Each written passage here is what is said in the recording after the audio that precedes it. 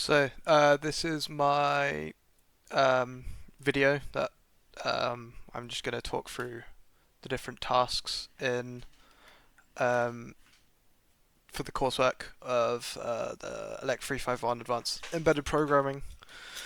Um, each task was completed fully, and the readme.txt file kind of states this and says that um, lists the different functions and lists the different serial functions that are here. Requirement one was to periodically measure sensor data at a fixed and deterministic rate. This is completed with a class called sample data, which is called from a queue every 10 seconds. This is the header file for that class, and this is the source file. So if we type sampling on here, the sampling is enabled, and we'll be able to see that every 10 seconds a sample is gathered of time, temperature, pressure, and light. Now, this is deterministic because it's called from this queue. So this queue will call every 10 seconds, no matter what. And it won't kind of have a staggered delay or anything because it's called here rather than called at the end of the sample queue. No, sample data, sorry. So this class is quite simple. It has a check to see if it's enabled. And then it gets a sample from the sensors and stores it in a struct. Then it sends the mail in two different mailboxes for use in other threads. Now, requirement two is to read the time, sensor data, and store it in the SD card in a format that's humanly readable. So if we look in main again, we'll see that every 2 minutes, transfer data, the transfer data operation is called, which is in this class. That's the header file. And basically, what that does is, as you can see, it just happened. It will call every 2 minutes for everything that's in the mailbox to be, written to the SD card. So basically, what will happen is the different mailbox items will be stored in a temporary class, a temporary object called payload. Now, this payload will get the data from the mailbox and then store it in a more permanent class called message, and then the mailbox is freed again to be used later. Sorry, payload is freed again to be used later. And then the data that was put into message is then put into a format that's readable, as you can see here, and then stored on the SD card in a write. And there's different fail-safes here to make sure that the SD card actually writes properly. And at the end here, it's capped off by a little successfully written thing. This also has another check for errors. So if any one of the writes for the different strings here fails, we'll get an error message. Requirement 3 is that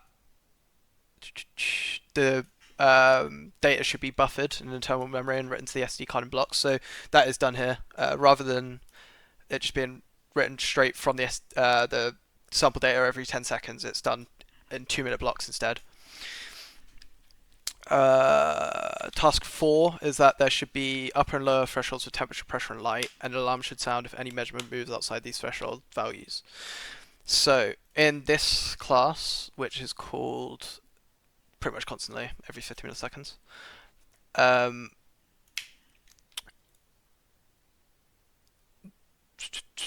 the buzzer down here, there's a little class called a little function called boundaries, and this is closely linked with another function called LED plot.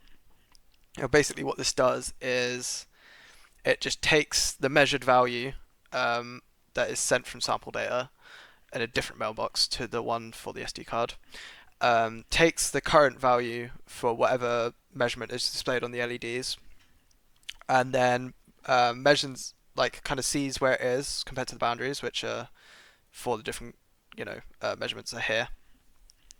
And if it's outside of one of them boundaries, the buzzer will go off for 200 milliseconds. And there's different flags here to make sure that the buzzer doesn't keep going off if the data hasn't changed. So if the light level, or if it's measuring the light level and the light level goes above zero point 0.5, if the buzzer will go off, but it won't go off again until it goes below zero point 0.5 and then back above zero point 0.5. I can demonstrate that, I believe, here. Yeah. So we can see that currently the light level is at 0.5. If I cover the sensor, oh, actually, will I be able to? Yeah, I will. Sorry. Which one? Which one? Which one? It's measuring temperature at the minute, so I can cover the temperature sensor, and this should work.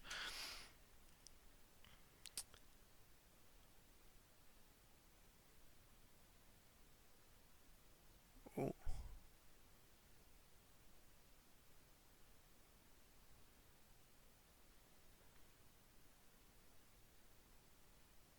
Okay, maybe not.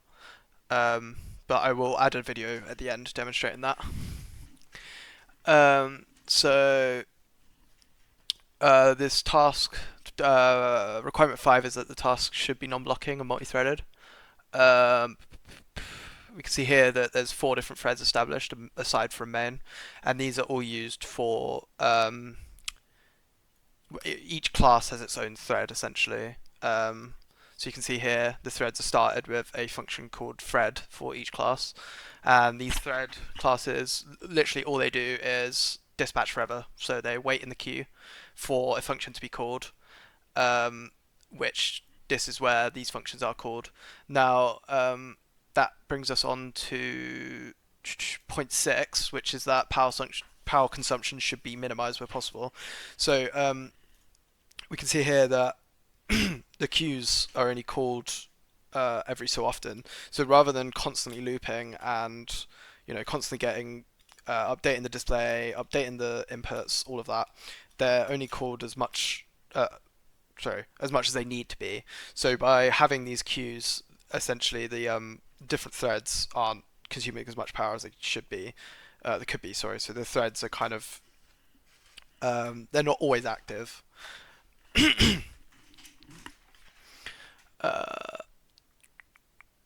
They're only active when they're called, that is. Requirement 7 is that you should use the serial terminal to perform certain actions. So in the serial input header file here, you can see that the different commands again are listed here. This is quite a big class, and it has a bunch of different stuff going on. So I'll just demonstrate the different functions first. So we saw sampling earlier, but I'll show you that again. So by typing sampling on or off, we can disable or enable sampling. So now every 10 seconds, instead of bringing us a sample, it brings us that code there. Sampling disabled, type on to enable. So if we do that, we will start getting samples again. Oh, sorry, typo.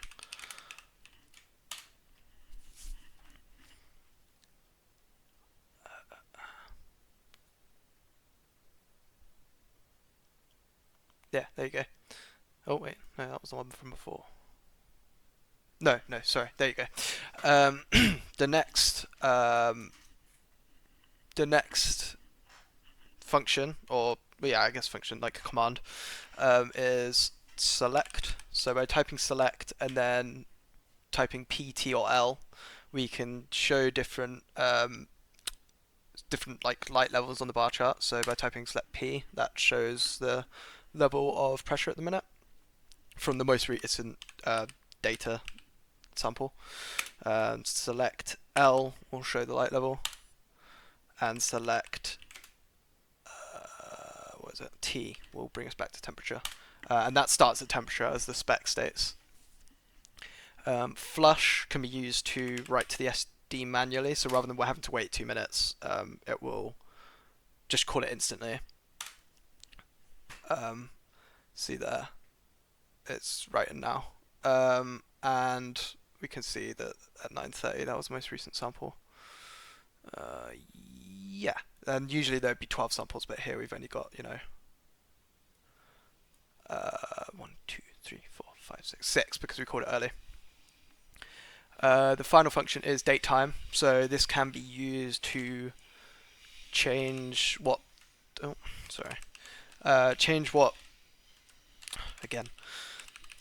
Change what time is being displayed on the samples because the real-time clock doesn't update itself. So if we type, I did type date time, but obviously the samples are coming through now. So if we type 11, 11, 11, 11, 11, 11, we get a little prompt here that says that the date time was written successfully, and then in the next sample it should say, here you go, Friday the 11th of November 2011 at 11, 11, 17. Now it says 17 just because of I was changing the date time. It just kind of messes with when it updates, but you can still see it's every 10 seconds. Requirement 8 says to mitigate against deadlocks and timeouts. So throughout the throughout the program, we have lots of wherever we have a function that kind of will try to get data or will try to get a mutex lock or whatever, we'll have if statements saying that if it can't happen, print this fatal error function. And that happens every time there's a mutex, every time mail is gotten. And for example, or serial is used, sorry. So here, the mailbox, if it can't access the mailbox, it will give an error message. Up here, give an error message if it can't get the mutex lock for reading these sensors because they use SPI. Same for the serial stuff. Any of the serial stuff is it's locked away.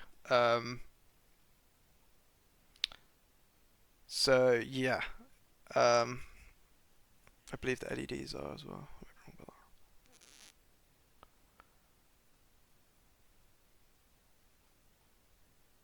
Yeah, whenever mail has got here, it will have another print lock or mutex lock. Sorry. Requirement 9 is that a strip of LEDs should be used to show the current measurement. Again, that was shown in 7, but I will show now the buzzer as well. So if I bring my light up, it should. Oh Christ! Sorry. Yeah, so the light level has gone to 0.27. So if I go to select,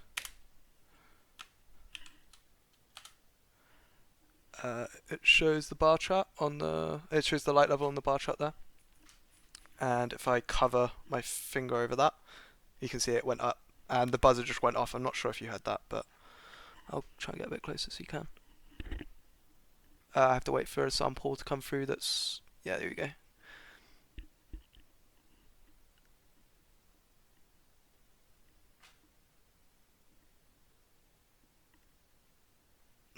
Damn it.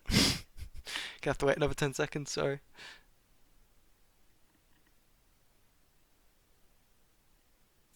There you go. I'm not sure if you had the buzzer, but it did go off. The final requirement is the indentation and the different comments. So I'm sure you can see throughout it's all been kind of organized quite neatly, and there's lots of comments throughout just describing what every function does and the different parts of it. So yeah, that's the kind of all the requirements covered. The comments are a lot more detailed on the individual parts, talking about the different mailboxes, talking about the mutex locks, all of that. So yeah, cool.